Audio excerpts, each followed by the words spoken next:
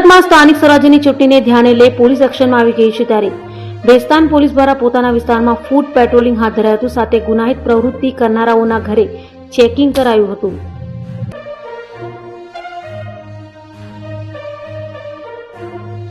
સુરતમાં આગામી દિવસોમાં સ્થાનિક સ્વરાજ્યની એટલે કે સુરત મહાનગરપાલિકાની ચૂંટણી યોજાનાર છે ત્યારે ચૂંટણી સમયે કાયદો અને વ્યવસ્થાની સ્થિતિ જળવાઈ રહે તે માટે સુરત પોલીસ પણ એક્શનમાં આવી ગઈ છે।